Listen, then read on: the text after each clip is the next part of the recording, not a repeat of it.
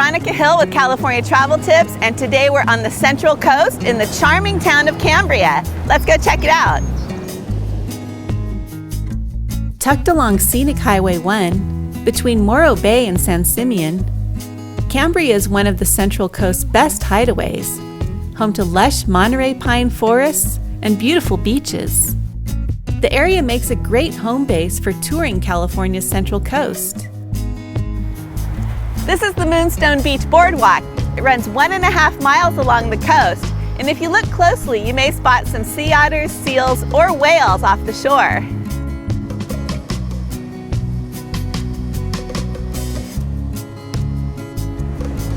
So here we are at Leffingwell Landing. This is a nice place to have a picnic, go tide pooling, or do a little whale watching.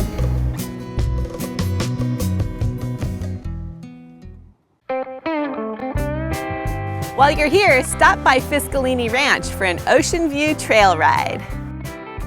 Outback Trail Rides has 3 different tours to choose from, including a 2-hour excursion that takes you through the mountains and along Cambria's rugged coastline. Hey, that one was like made for you. I think we did pretty good. Good? All right. So the 3 different rides we do here in Cambria, we do a 1-hour ride, which is through the mountains. So you have stunning mountain views. We do a 1.5-hour ride. It goes over towards the ocean, and that's a beautiful ride where you get to see, sometimes you'll see whales, you'll often see sea otters and such things over at the ocean there. Up in the mountains you'll see bobcats and deer and wild turkeys and sometimes a koala. Now the rides we do at the beach in Kayaking, those are a 1-hour ride.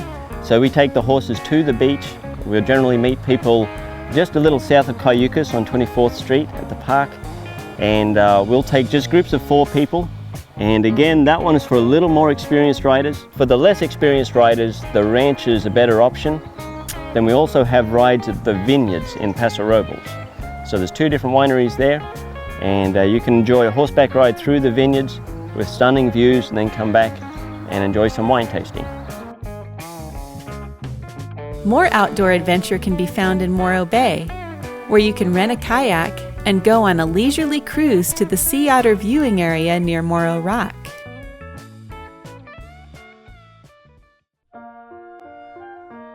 So here we are at Hearst Castle. It's about a 7-mile drive up the coast from Cambria, and it's well worth a visit.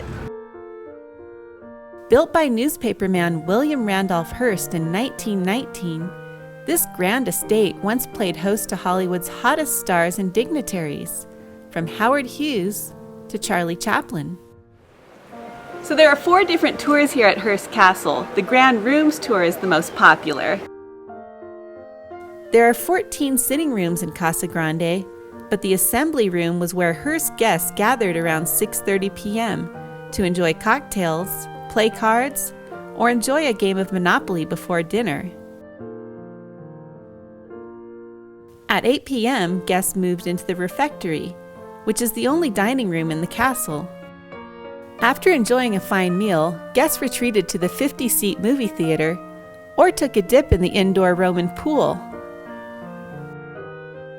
Tours average about 2 hours, including the bus ride up and down the hill. So after you go on your tour, you're free to stay a while and roam the grounds. There's a lot to see here.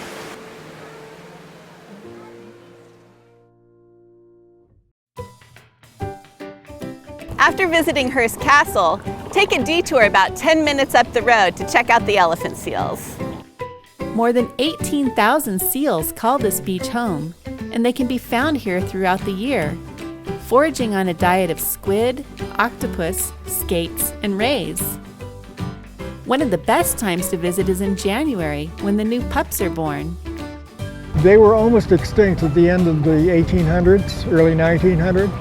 And the Mexican government were the first to protect them. The birthing breeding season starts in December, the 1st of December, and goes on through the end of February. And then in March, the pups are here by themselves because all the adults will leave by the end of February. On the way back to Cambria, make a stop at San Simeon Cove at William Randolph Hearst State Memorial Park. Once the Hearst family's private port, this is a great place to go kayaking along the Big Sur coast. While you're here, you can pop into the Coastal Discovery Center with the kids, then enjoy lunch at the historic Sebastian's General Store.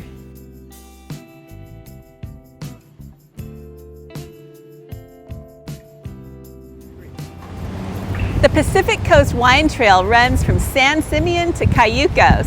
Hearst Ranch Winery is one of the first places you should check out.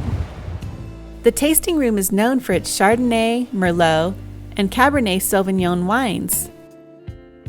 Cambria is home to an additional 3 wineries on the trail, including the rustic Twin Coyotes Winery in the East Village. The Petit Syrah is one of our favorite wines here, probably our flagship. Not a lot of vineyards can brag that they have an ocean nearby, but if you taste wine here, a lot of people just buy a bottle of wine. They drive out to the coast 1.5 miles out. They watch the sunset with their wine. Most of Cambria's hotels are located in the East Village or along Moonstone Beach Boulevard. El Colibri is one of the newest hotels in Cambria, and it even has its own wine bar.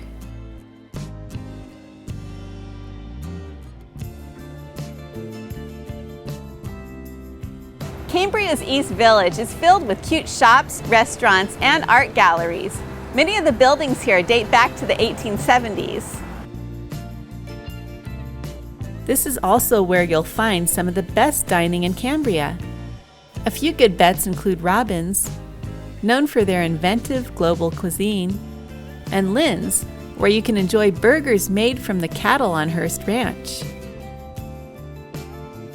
More inexpensive dining can be found at Main Street Grill or Sandy's Deli.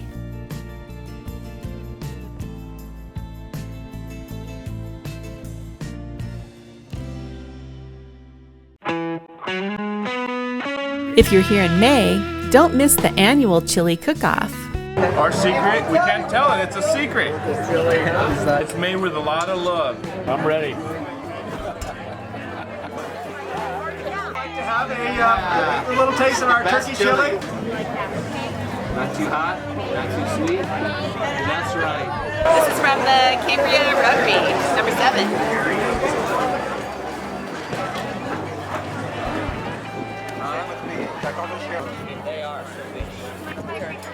What's your secret ingredient? Roadkill. Oh, yummy. First place winner, Lions Club. Oh my God!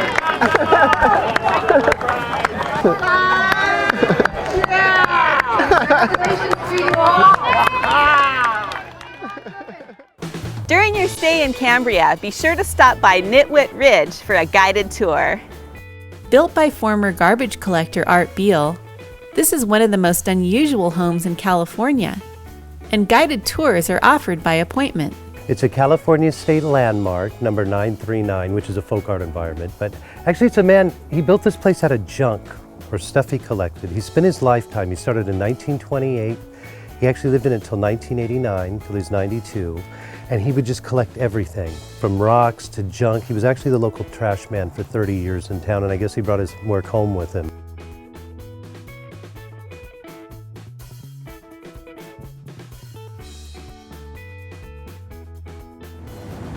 Thanks for joining us in Cambria. If you have a suggestion on where we should go next, drop us a line in the comments below.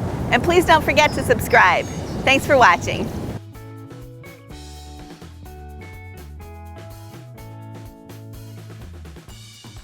Click subscribe and you'll get new California videos delivered to you every Friday, just in time for the weekend.